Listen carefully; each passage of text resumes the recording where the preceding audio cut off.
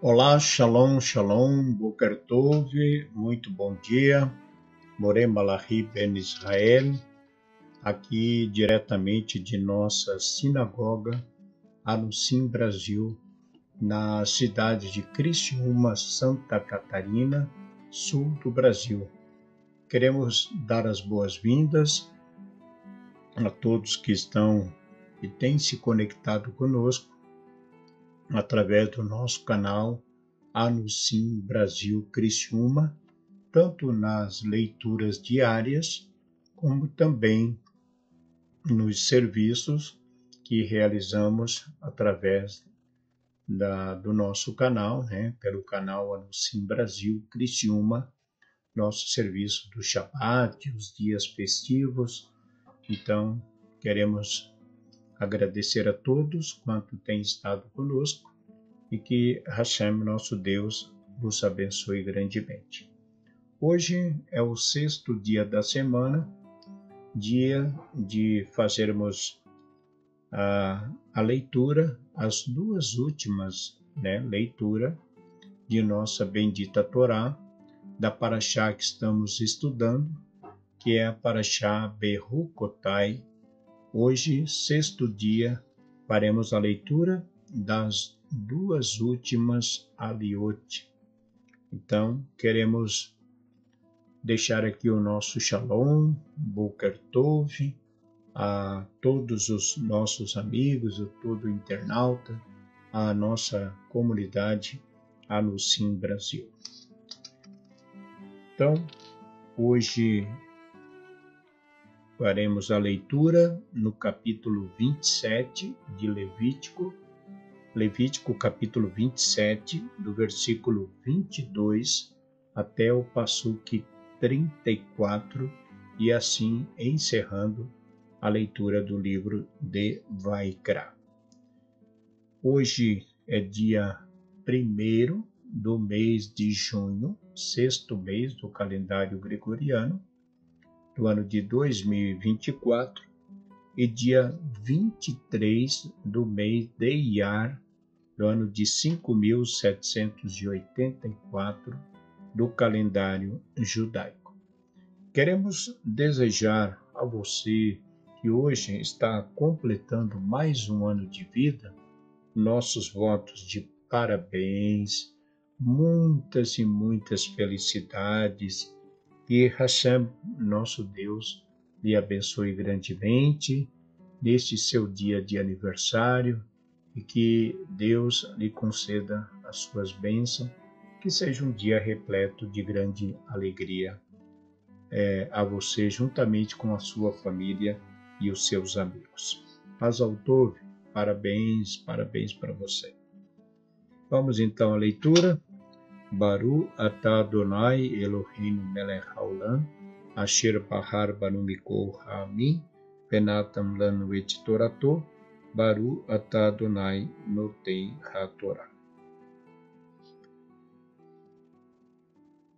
E se o campo de sua compra, que não é campo de sua herança, consagrar ao Eterno, o sacerdote calculará para ele a conta de sua avaliação até o ano do jubileu, e dará o valor da avaliação daquele dia como santidade ao Eterno.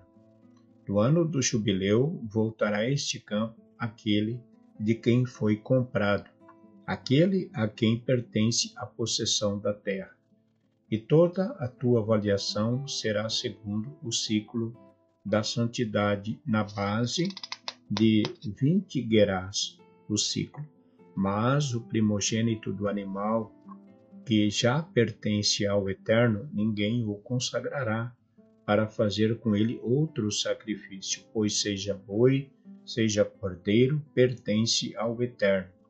E se o consagrar um animal impuro, o remirá segundo a sua avaliação, e sobre ela acrescentará a 5ª parte. E se não for remido, será vendido segundo a sua avaliação. No entanto, toda congregação que uma pessoa fiz, toda consagração que uma pessoa fizer ao Eterno de tudo o que lhe pertencer, seja homem, escravo, animal ou campo, de sua possessão não poderá ser vendido nem remido. Toda consagração será considerada santidade de santidades ao Eterno. Toda a consagração para pagar o restante da avaliação da pessoa condenada à morte não poderá ser feito. A pessoa será morta, e todo o dízimo da terra, da semente da terra, de fruto da árvore, perante o Eterno comerás em Jerusalém. Santidade é para o Eterno. E se quiser a pessoa remir o seu dízimo, acrescentar-lhe-á a quinta parte de seu preço, cujo valor o comerá em Jerusalém. E todo o dízimo do gado e do rebanho, todo o que passar debaixo da vara marcadora, o 10º será santidade ao Eterno. Não escolherá entre o bom ou o mal, e não o trocará. E se o trocar, ele e sua troca serão santidade, não se poderão remir. Estes são os preceitos que ordenou o Eterno a Moshe para os filhos de Israel no monte Sinai. Amém. Baru atah Adonai Eloheinu melech haolam, asher natan lanu Torah emet, v'hayeu lana betorreinu, Baru atah Adonai noten hatorá.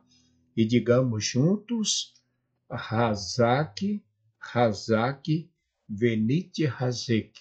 Novamente, Hazak, Hazak, Venite Hazek. Força, força, que sejamos todos fortalecidos. Amém. Baruch Hashem. E nós sabemos que somos fortalecidos na nossa caminhada por meio de nossa bendita Torá. É a Torá que nos fortalece, porque ao cumprirmos Torá, nós andamos não segundo a nossa vontade, mas procuramos fazer a vontade daquele que nos deu a Torá, o próprio Deus, e da maneira como ele determinou. Então, como sempre temos falado, cumprir Torá é obedecer a Deus naquilo que ele determinou. Não querer, em hipótese nenhuma, podemos querer que Deus venha se ajustar à nossa maneira, que seja do meu jeito. Não. Nós temos que andar segundo a vontade do Eterno naquilo que ele determinou por meio da sua Torá. Então, tudo quanto nós aprendemos no livro de Vaikra, que é o livro das leis, são as leis que, sendo elas obedecidas, nos aproximam de Deus. Então, nós nos aproximamos de Deus, do Criador, por meio da Torá, da obediência da Torá, e nos afastamos do Criador quando não cumprimos a Torá. É simples, não existe muita matemática para isso. A obediência aproxima, desobediência separa. Obediência traz bênção, separação traz maldição. Então, todos nós queremos ser abençoados pelo Criador. Nós não queremos maldições na nossa vida. Então, só que é condicional. Tudo isso é condicional. Depende da nossa atitude. Então, se nós queremos as bênçãos de Deus, temos que nos esforçar, É um esforço, é uma adaptação. É nos colocarmos a Torá, nos adaptarmos à Torá, naquilo que ela nos ensina.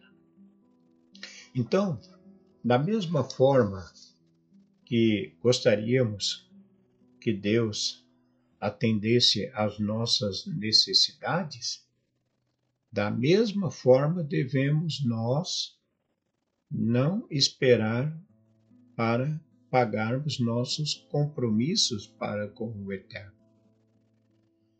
A pessoa só pode se comprometer a doar aquilo que não lhe venha fazer falta amanhã, né? Então, a pessoa está comprometida com a Torá, na entrega do seu maser, é uma mitzvah, Então, só que tem o valor determinado conforme comentamos na liá anterior. Então, as promessas e comprometimentos que nós fazemos a Deus, ao Criador, nós temos que honrar com os nossos votos, com nossos compromissos para com Deus, né? Porque assim como nós, da mesma forma que gostaríamos que Deus atendesse a nossas necessidades, né? Quando a gente reza e pede a Ele, então, da mesma forma devemos nós não esperar, né? Não ficar esperando para pagarmos os nossos compromissos, aquilo que é a nossa parte para com Deus. Então, da mesma forma que a gente quer que Deus nos abençoe, também, da mesma forma, temos que ser rápidos no cumprimento das mitzvot, dos mandamentos, né? Da mesma velocidade. Então, conforme comentamos na quinta liá, o verso 29 aqui do capítulo 27 a seguir diz: toda a congregação, toda a consagração para pagar o resgate da avaliação da pessoa condenada à morte não poderá ser feita. A pessoa será morta. E todo o dízimo da terra, da semente da terra, de fruto da árvore, perante o Eterno, comerás em Jerusalém. Santidade é para o Eterno. Bem, analisando aqui, é importante eu quero comentar um pouquinho a respeito do que a Torá fala, de acordo com como foi lido aqui, que todo o dízimo da terra, da semente da terra e de fruto da árvore, que deveria ser comido em Jerusalém. Então, que dízimo é esse?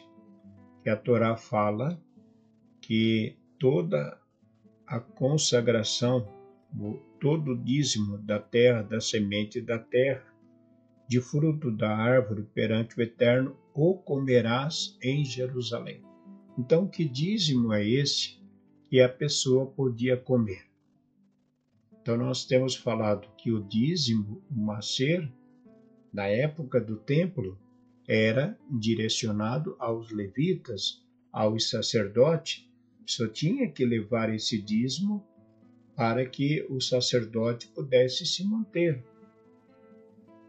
Porque ele não trabalhava, ele não tinha um outro trabalho a não ser o trabalho que ele realizava no templo. Então, os agricultores, na época do templo, as pessoas separavam o seu maser e levavam para os sacerdotes. Bom, a leitura fala do maser que era comido, do dízimo que era comido, digamos, pelo doador. Então, que dízimo era esse? Esse não é o dízimo do sacerdote. O dízimo do sacerdote não podia ser comido pelo doador. Nós estamos falando aqui de uma época do templo, da época do Beit HaMikdash. Então as pessoas levavam o maser para o sacerdote e as pessoas também levavam outro maser até Jerusalém e elas comiam este macer em Jerusalém. O próprio doador comia o dízimo. Então, que dízimo é esse? O primeiro dízimo era o dízimo dos Kohanim, dos sacerdotes. Este segundo dízimo, fala aqui no mesmo valor aqui de 10%, que é o macer, dízimo, que é a 10ª parte, este não era direcionado aos Kohanim, porque os Kohanim já tinha sido separado. O agricultor separava mais este macer e este dízimo ele comia em Jerusalém. Então, quando que ele comia esse dízimo? Quando chegava às festas. Então, este dízimo era o dízimo das festas. Então, durante o ano, o agricultor separava esse dízimo, que era o dízimo das festas, para que ele pudesse ter recursos financeiros para poder ir a Jerusalém e celebrar as festas. Então, se a pessoa não separasse esse dízimo, chegaria o tempo das festas e ela não teria como viajar, porque elas tinham que sair de suas casas, andar quilômetros e quilômetros, uma viagem muito mais duradoura. Não é como nos dias de hoje, que saímos daqui de manhã, digamos à noite, já estamos em Israel, andando aí, viajando mais de 10.000 quilômetros. Na época, as cidades eram distantes, umas mais próximas e outras mais distantes de Jerusalém. E todos iam para Jerusalém porque era em Jerusalém que eram feitas as festas, celebradas as festas de peregrinação, Pêssar, Shavuot e Sukkot. Então as pessoas tinham que separar esse macer para as festividades. Então ele separava, quando chegava às festas, ele tinha recursos para ir até Jerusalém celebrar as festas. A Torá, ela vai dizer que dependendo da distância que a pessoa morava de Jerusalém, e ela tivesse muita coisa para levar, ela podia vender na sua cidade. Então, se ela tivesse lá 10 sacos de farinha, vamos supor, e ela não tinha como levar esses 10 sacos, que era o que ela chegaria em Jerusalém, estaria vendendo, e todo esse dinheiro seria usado para a festa.